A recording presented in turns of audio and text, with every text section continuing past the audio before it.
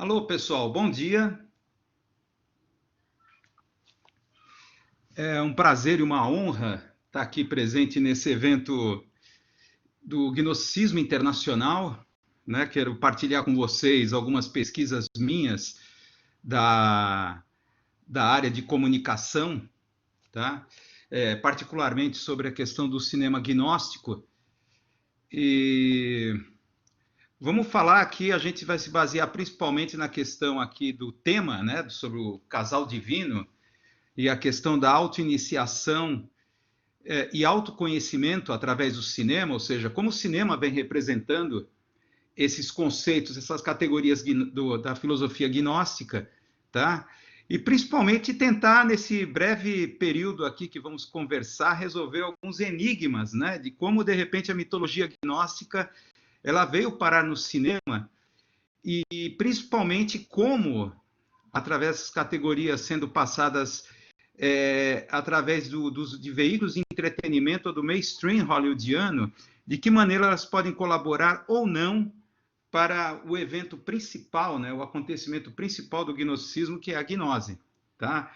Ou, em termos de gnosticismo pop, como a gente pode fugir da Matrix? De que maneira a gente pode cair fora daqui? Né? Todos nós aqui presentes, sobreviventes da pandemia, dessa distopia, dessa pandemia global, né? E é interessante como esse evento que está acontecendo hoje pelo mundo remete a essa mitologia gnóstica do exílio, né? Campos de refugiados, campos de concentração, limpeza étnica, todos esses eventos, as diásporas de culturas e civilizações através da história, chegando até a questão aqui da pandemia global, parece que só confirma a mitologia gnóstica de que, ao contrário das outras religiões que estão à espera do apocalipse e pregam a salvação, nós gnósticos temos uma coisa bem particular e diferente. Para nós, o apocalipse já aconteceu, que foi a própria criação, né? Então, parece que nós somos aqui sobreviventes desse apocalipse inicial, agarrados a destroços de um grande naufrágio cósmico, né? Parece uma coisa exagerada, mas é uma leitura, né? Como a história ela confirma, de alguma maneira, essa mitologia gnóstica, essa escatologia invertida, né? Do gnosticismo e a cosmogonia e a teogonia gnóstica, né? Então, deixa eu me apresentar, estou falando aqui um monte de coisa, deixa eu me apresentar primeiro. Meu nome é Wilson Ferreira, eu sou jornalista e professor universitário do curso de Comunicação Social na área de Teorias da Comunicação e Comunicação Visual da Universidade Anhembi Morumbi, aqui de São Paulo, Brasil. Então, eu vou partilhar aqui com vocês desse tema, ou dessas minhas pesquisas, em um dado momento da minha vida acadêmica, ela acabou convergindo nas minhas pesquisas de mestrado sobre o chamado cinema gnóstico ou filme gnóstico, né? Disso resultou, como vocês podem estar vendo aqui nesse slide, nessa tela, o blog, o Cine Gnose, né? O Cinema Secreto Cine Gnose, que é um blog que já completou 10 anos e que cujo objetivo é fazer um mapeamento da mitologia gnóstica ou das representações icônicas e narrativas de todas as categorias gnósticas dessa filosofia. E, principalmente, tentar responder essa questão que sempre me intrigou. Como, de repente, essas mitologias gnósticas foram acabar nas mesas de roteiristas e produtores do mainstream hollywoodiano e da própria indústria do entretenimento global, né?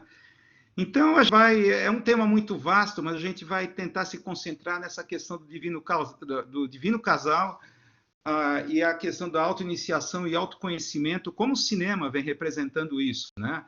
O que a gente vai discutir aqui hoje vai ser em torno desses dois livros meus, o Cine Gnose, que foi o resultado da minha pesquisa de mestrado em torno do cinema gnóstico, né? A recorrência dos elementos gnósticos na recente produção cinematográfica norte-americana, que aí pegou o período de 1995 a 2005, E agora o mais recente, que uma boa notícia, né? Que essa semana saiu esse livro Cinema Secreto, Temas Gnósticos, Alquímicos e Quânticos do Cinema Audiovisual e Cultura Pop. Já tinha saído mês passado na versão e-book, e agora, essa semana, saiu a versão impressa. Digamos assim, que esse evento que a gente está aqui nesse momento é como se fosse o lançamento, eu considero como o lançamento desse livro. Então, esse livro está disponível na Amazon, tá? Na Amazon. A versão impressa ainda na Amazon norte-americana, mas ele já está chegando na Amazon brasileira. Apenas alguns dias já está presente aqui na loja da Amazon brasileira. Então, o que a gente vai discutir hoje é algumas ideias contidas nesses dois livros, tá? Claro que não vai ser impossível a gente aprofundar, mas pelo menos os highlights, né? Pelo menos as ideias principais que vamos discutir aqui hoje. A nossa jornada aqui, ela inicia, como todo mundo sabe, né?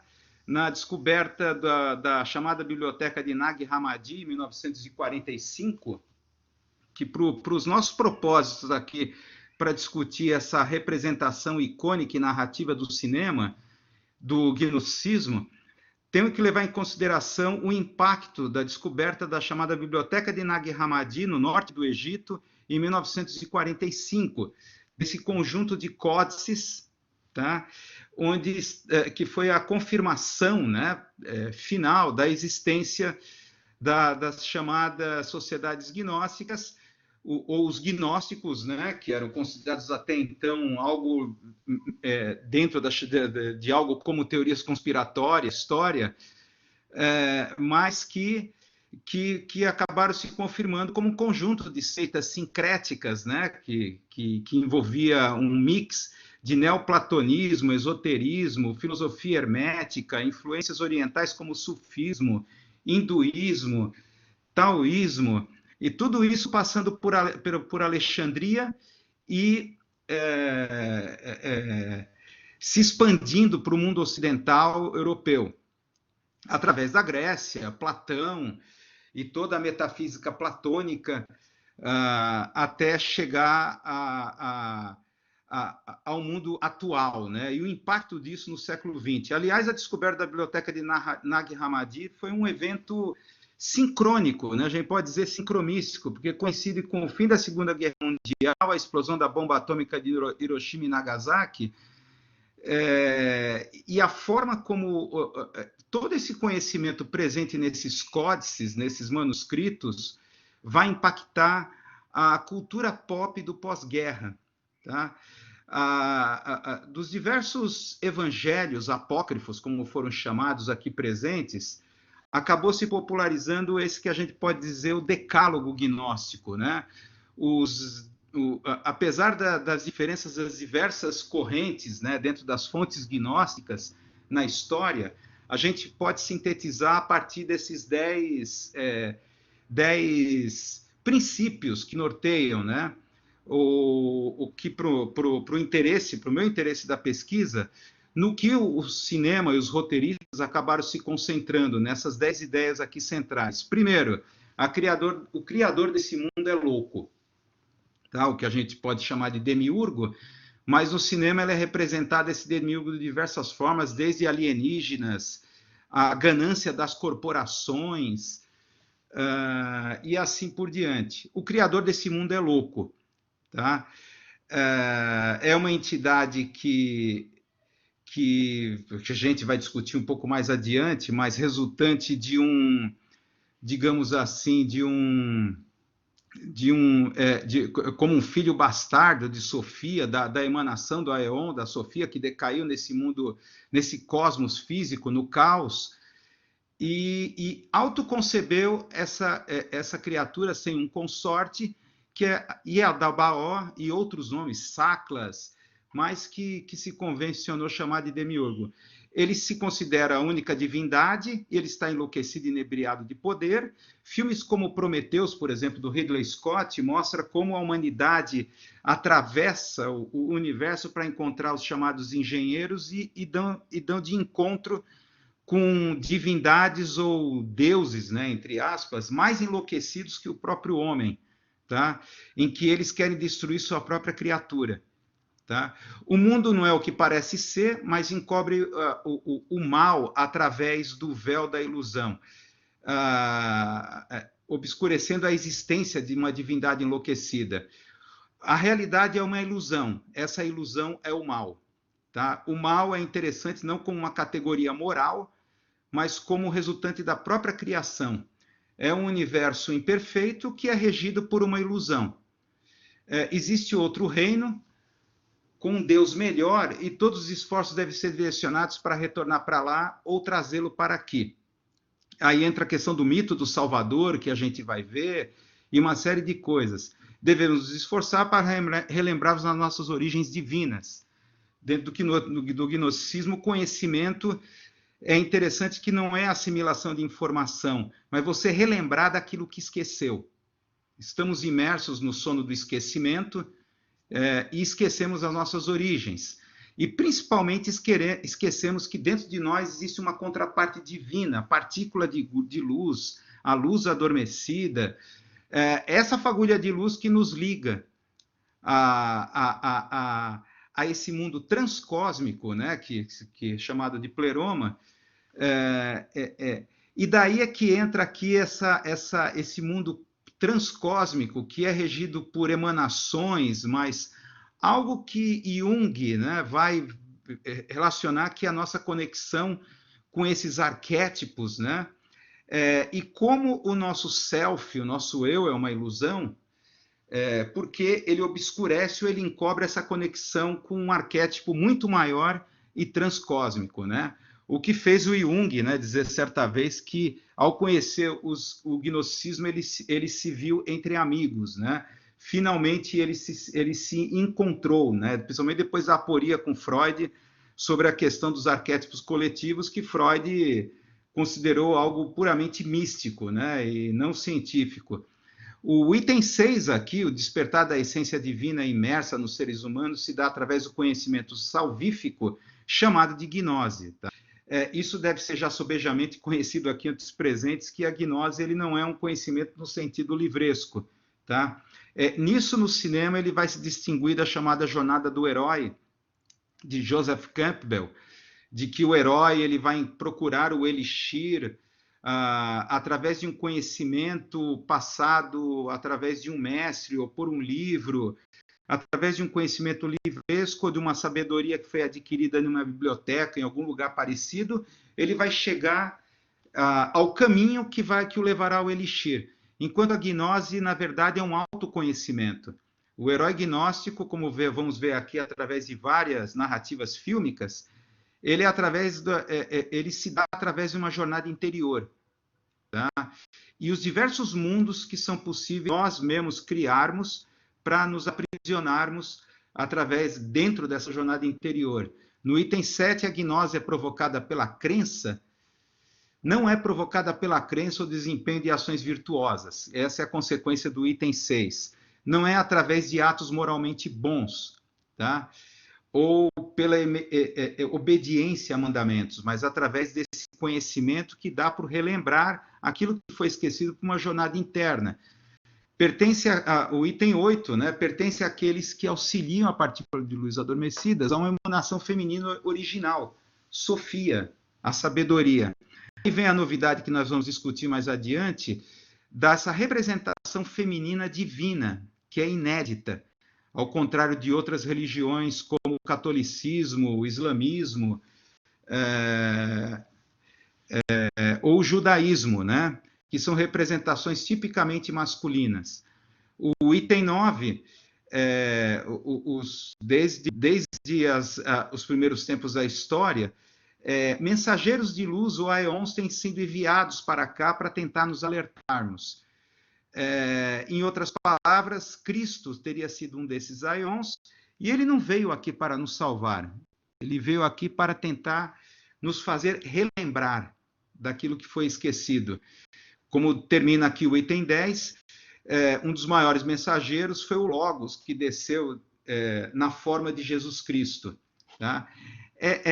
essa síntese aqui, é claro, a gente está aqui discutindo, mas a descoberta dos evangelhos apócrifos da biblioteca de Nag Hammadi, como isso repercutiu até chegar à questão do cinema gnóstico.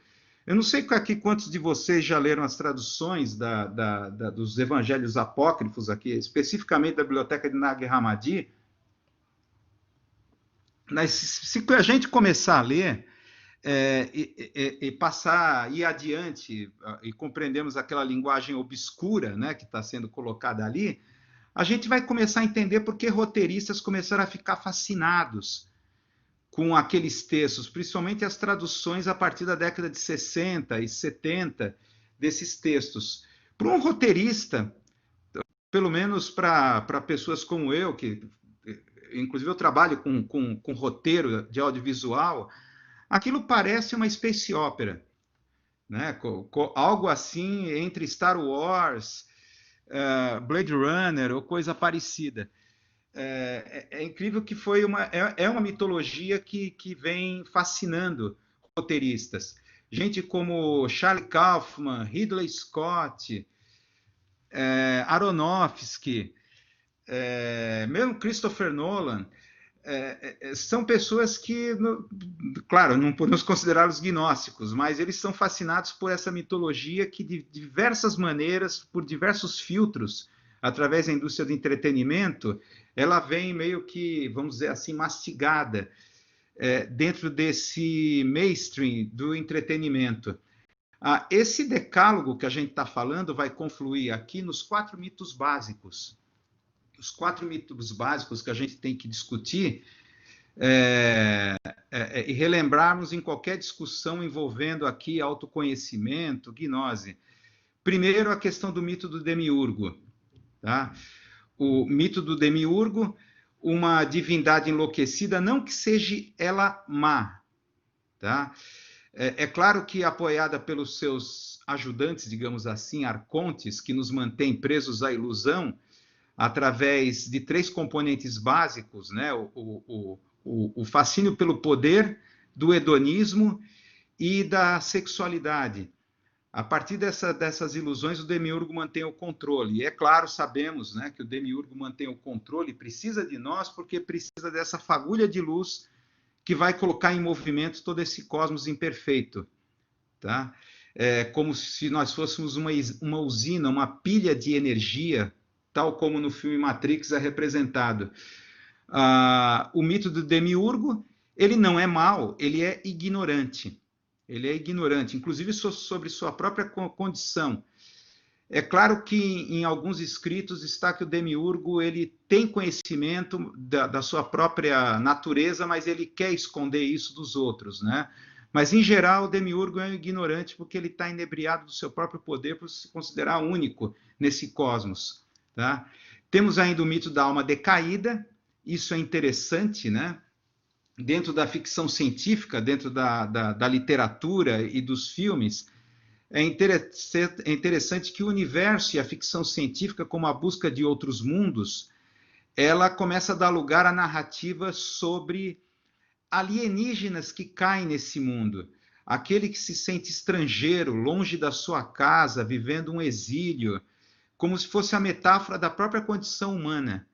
Então, temos aí toda essa mitologia da queda, morte, ressurreição e redenção. Tá? O mito do Salvador aqui, que é colocado de 2 maneiras. Né? Primeiro, como um herói, propriamente dito, né?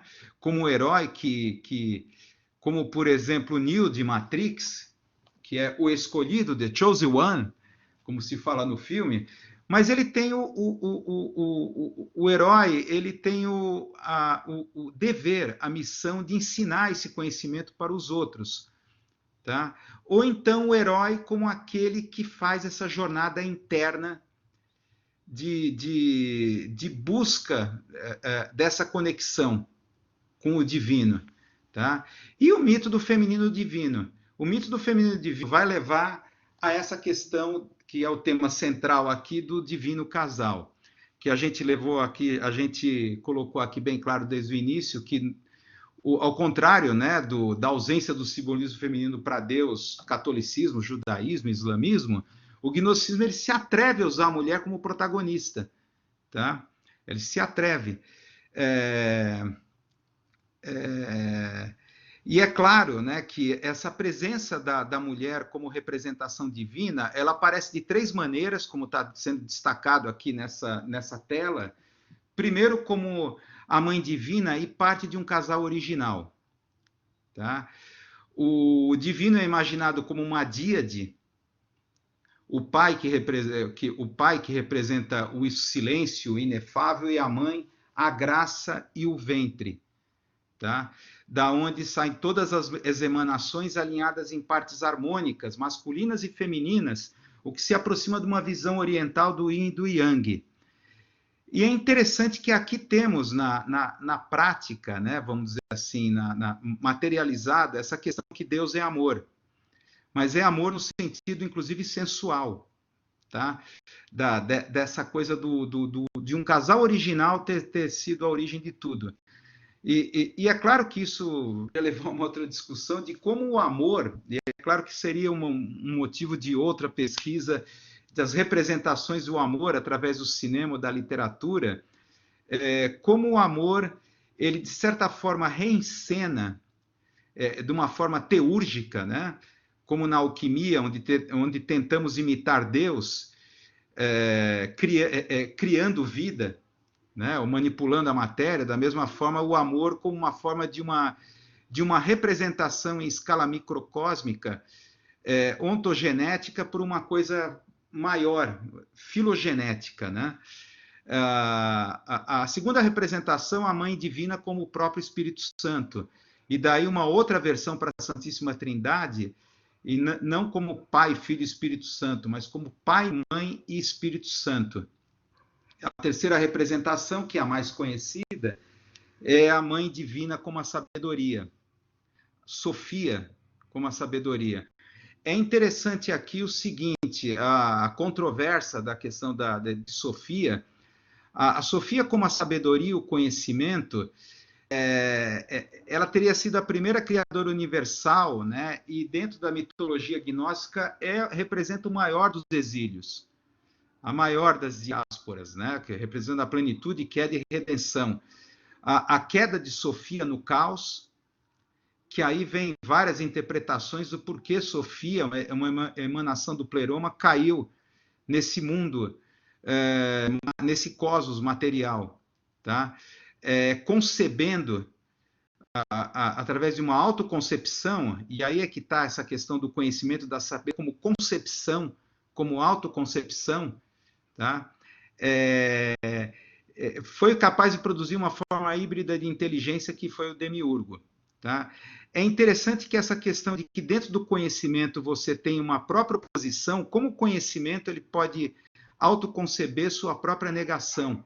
Isso está presente em muitas outras áreas que nada tem, a princípio, a ver com o gnosticismo, como, por exemplo, a filosofia da chamada Escola de Frankfurt, o pensamento de Adorno e Horkheimer, por exemplo, sobre a dialética do iluminismo, tá? A dialética do iluminismo como um movimento dialético negativo, onde o conhecimento, através da criação de conceitos, acabou criando a sua própria negação, fazendo cair no próprio mito. A luz criou sombras. Tá? É claro que isso Adorno fala dentro daquele contexto de como uma sociedade tão avançada como a sociedade alemã, a vanguarda cultural europeia, foi capaz de produzir o nazifascismo e o holocausto. Tá? Então, é interessante que essa dualidade, né, ela leva a essa divisão do psiquismo humano. Tá?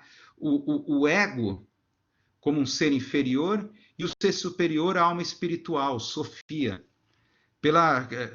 Aqui deve ser conhecido, né, vocês devem conhecer a narrativa envolvendo Sofia, de que uma parte dela conseguiu voltar para o pleroma e sua parte inferior ficou presa nesse mundo, prisioneira do demiurgo.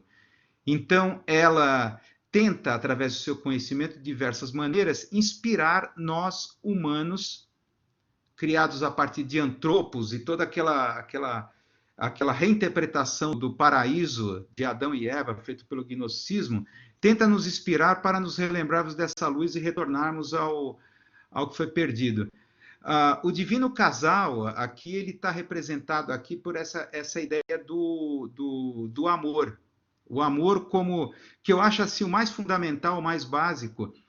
O amor que nós vivemos, o amor pelo outro, seja hétero, homossexual, e aí está presente a série Sense8 das irmãs Wachowski, que é colocado isso, essa série, de certa maneira, atualiza, as irmãs Wachowski de Matrix, atualiza essa questão do amor gnóstico, a partir desse ponto de vista do divino casal, como aqueles chamados Sense8s, né, os protagonistas, aquele grupo que tenta surgir contra arcontes que os perseguem, eles, através do amor, tentam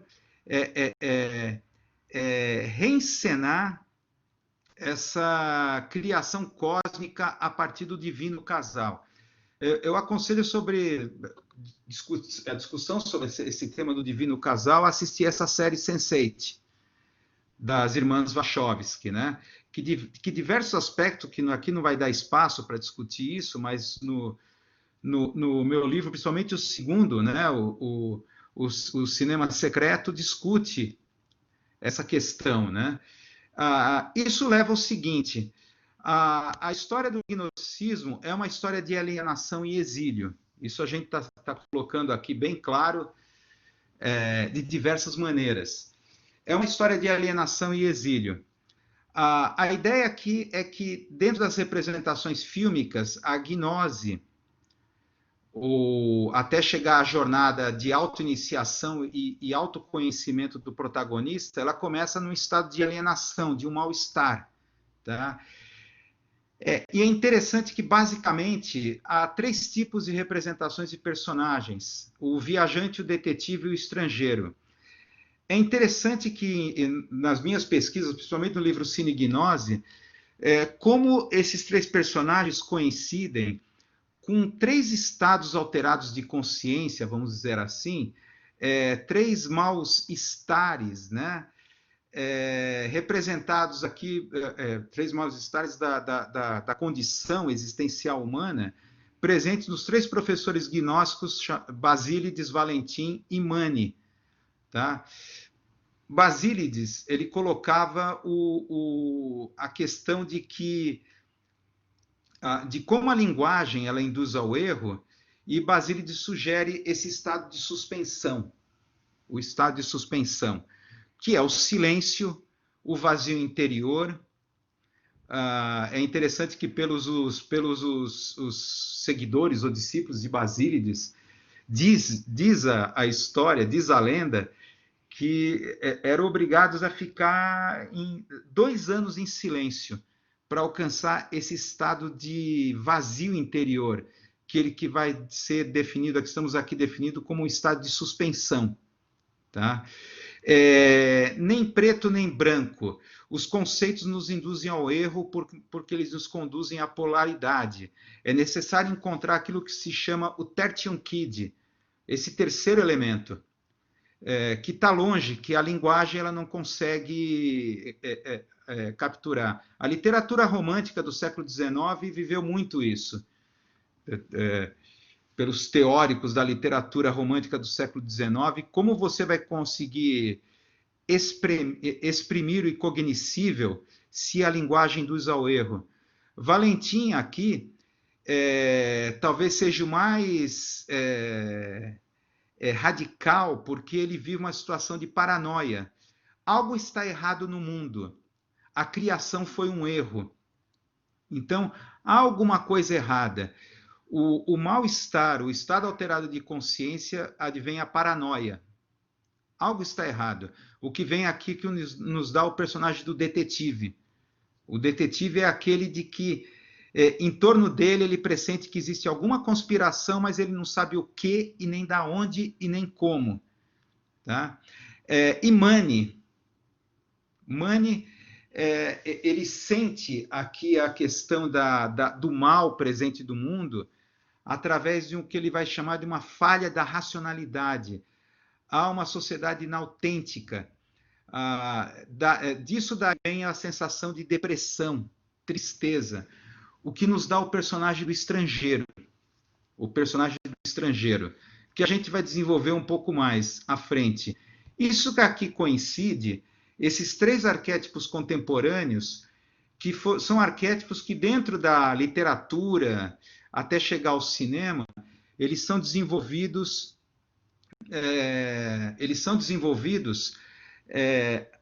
principalmente no pós-guerra. Tá? E vem aqui esses três grandes arquétipos contemporâneos, o viajante, o detetive estrangeiro, que a gente vai detalhar um pouco mais à frente. Tá? É interessante o seguinte, a gente se pergunta, mas como, até aqui a gente está conversando tudo isso, mas como o gnosticismo parou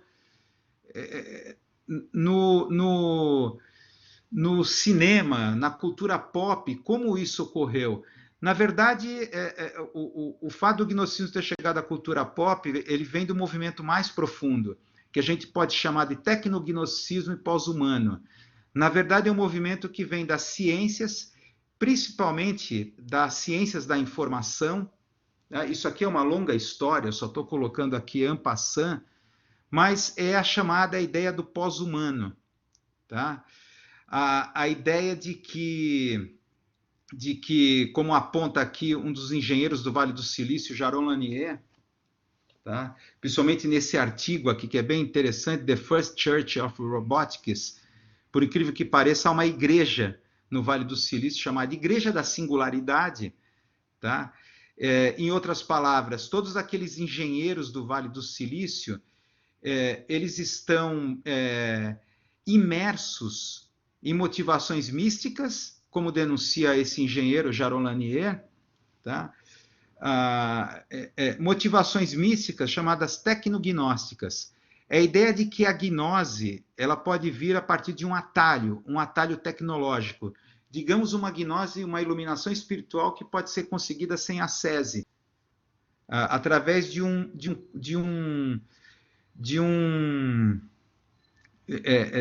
caminho curto, auxiliado pela tecnologia. Como toda religião ela tem uma teogonia, uma cosmogonia e uma escatologia. Essa teogonia, a história dos deuses, está lá, a história de Steve Jobs e outros artífices, né, do Vale do Silício. Existe uma cosmogonia, que é o cyberespaço, tá? E a grande ambição, a escatologia, que é digamos assim, o apocalipse, o fim de tudo, através da imortalidade conhecida pelo pós-humano e através da chamada singularidade. O momento em que chegaríamos à imortalidade a partir do momento que fizéssemos o upload das nossas consciências, um upload final, abandonando os nossos corpos e habitaríamos o cyberespaço, onde viveríamos no paraíso dos bytes e conseguiríamos a imortalidade. Isso parece ficção científica, mas isso é explícito.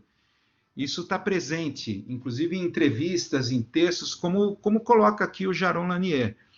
Isso é um sonho, é uma agenda, é uma pauta para dentro do Vale do Silício. Tá? Na verdade, isso que começa esse movimento que muitos chamam da gnose de Princeton, né? Que teria surgido na Universidade de Princeton, ali no período do final da Segunda Guerra Mundial, que se esgueira pela ciência das informações, ciências computacionais, para vir essa proposta do tecnognosticismo e pós-humanismo. Daí foi um passo para chegar na cultura pop e na cinematografia. Desde digamos, das produções mais cultes, tá? Como, por exemplo, o filme noir, onde você tem essa ideia da representação do mundo como intrinsecamente mal, tá? E que se dilui, que se despedaça, se pulveriza em névoas e chuva. É um mundo de fog, mundo sombrio, paranoico, onde estamos cercados de ilusão e não sabemos quem é quem. Tá? nos contos na literatura de ficção científica, como Weird Tales, né, que vocês estão vendo ali a figura, até filmes dos anos 70, como O Homem que Caiu na Terra, representando o personagem do estrangeiro, ou Zardoz com Sean Connery, que são filmes cults. Isso é uma etapa cult ainda da introdução da mitologia gnóstica, da mitologia gnóstica na cultura pop. O que nós temos aqui, quando vai entrar no mainstream, finalmente, o que eu chamo aqui de modelo Matrix de gnosticismo pop, que é um período que vai de 1995 a 2000. Tá? É um período em que, a partir de 1995, com Dead Man, do diretor Jim Jarmusch, com Johnny Depp como protagonista, que é uma espécie de western espiritual muito estranho, filmado em preto e branco. É um dos primeiros filmes em que temos ali presente a mitologia gnóstica, a jornada interior espiritual de um protagonista ao lado de um xamã que vai fazer uma jornada espiritual através do oeste norte-americano até se aprofundar nos rituais indígenas e conhecer e obter o seu autoconhecimento. Aí vai passando por Dark City, 13º Andar, até o auge que é Show de Truman em Matrix. Nós temos aqui o chamado modelo Matrix de gnosticismo pop, que consiste basicamente no seguinte: o protagonista está prisioneiro de um mundo, é criada uma ilusão tecnológica, essa ilusão tecnológica foi criada pelo Demiurgo, aliens, máquinas e assim por diante, e o protagonista está prisioneiro. O Demiurgo precisa desse protagonista prisioneiro porque precisa de algo dele. No filme Dark City é a própria alma. Aquilo que nos faz ser humanos, que os aliens estão procurando. E no filme Matrix, a energia pura e simples, como nós fôssemos pilhas Duracell para manter o mundo da Matrix em funcionamento. Há uma guinada com a entrada aqui dos anos 2000, a partir de Vanilla Sky, em que temos aqui a jornada interior do herói, a autoiniciação e o autoconhecimento. Tá? A partir de Vanilla Sky, Brilho Eterno, Uma Mente Sem Lembrança, e eu peço uma particular atenção nesses dois filmes como Stay, traduzido, pelo menos aqui no Brasil, como A Passagem, e Enter the Void, do diretor franco-argentino Gaspar Noé. São jornadas assim radicais, interiores, em que o protagonista está prisioneiro dentro de uma espécie de tela mental criada pelas suas memórias, pelas suas representações, suas fantasias. E você tem eu acho que o último filme que vai explorar isso é o do Charlie Kaufman. Como é que é o nome do filme? Estou Pensando em Acabar com Tudo, que é o último filme do Charlie Kaufman, que é um filme confuso, longo, né? Mas é uma jornada interior fantástica de um protagonista que procura tentar descobrir o que deu errado na vida dele e aí encontrar alguma verdade, algum autoconhecimento, né? Isso nos leva aqui, claro, eu já tinha tocado nisso, a mitologia gnóstica contemporânea com mais detalhes. Temos aqui o Viajante, quer dizer, filmes aqui como Matrix, por exemplo, Vidas em Jogo, Vanilla Sky, são protagonistas que têm uma característica que é o seguinte: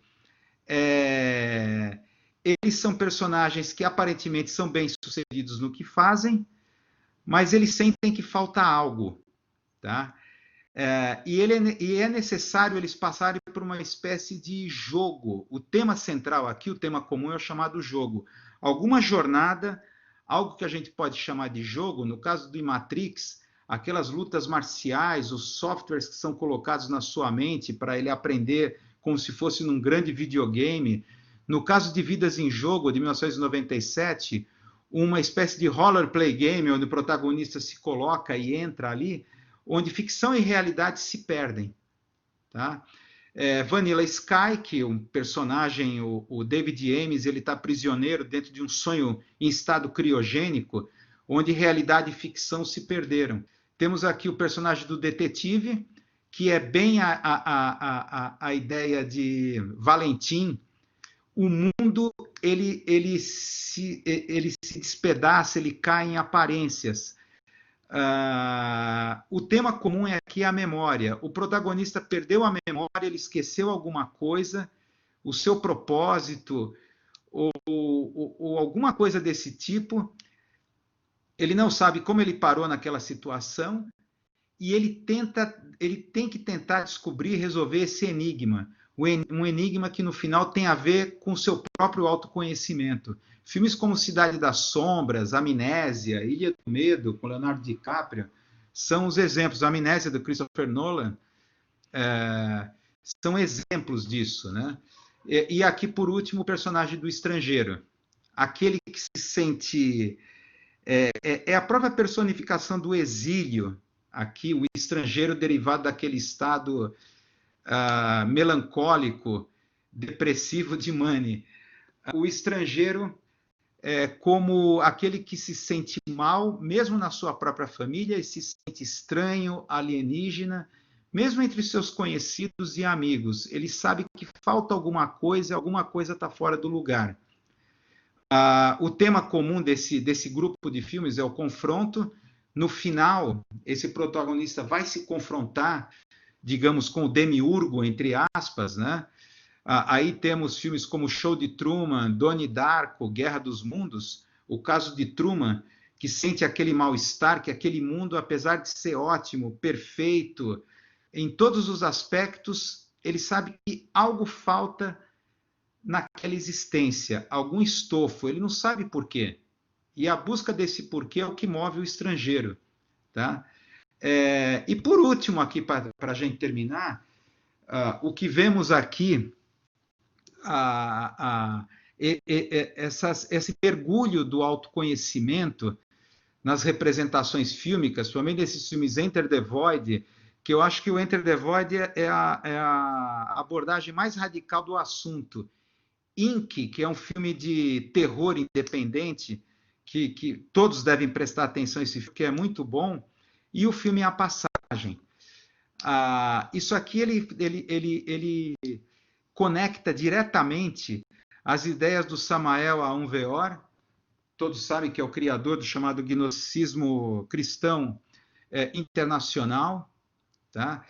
Principalmente esse texto, não sei se aqui o pessoal conhece, sim a inferno, sim a diabo, sim a karma.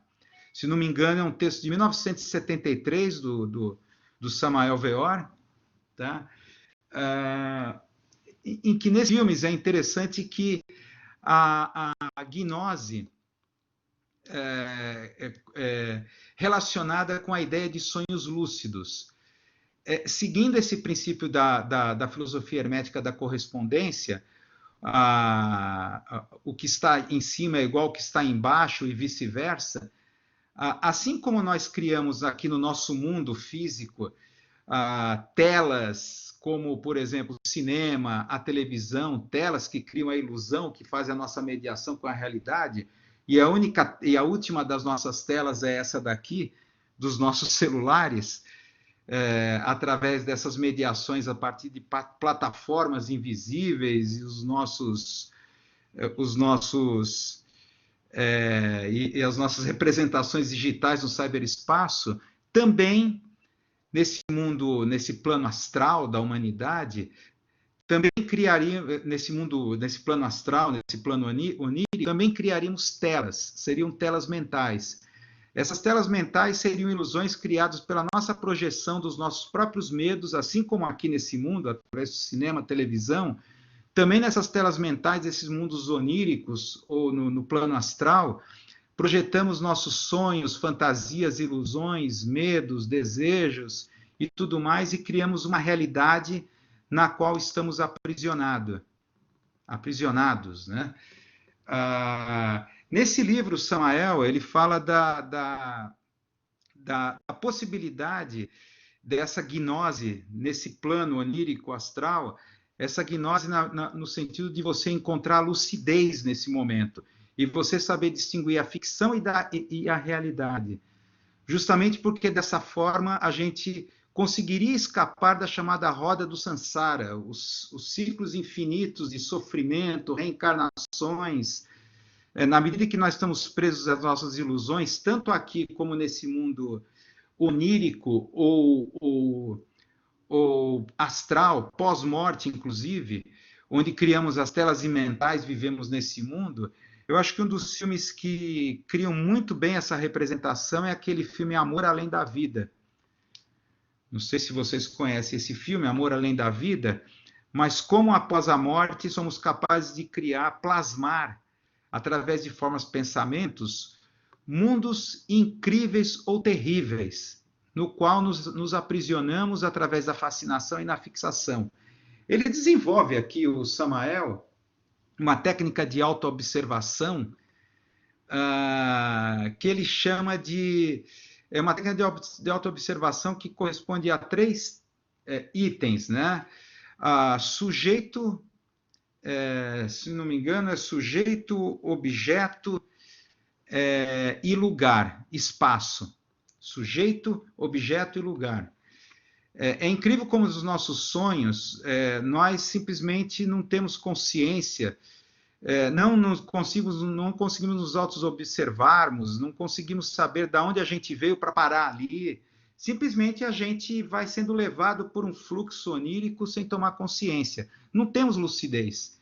Então, o Samael, ele recomenda, né, nessa técnica, de, em nosso momento de vigília, nos auto-observarmos constantemente.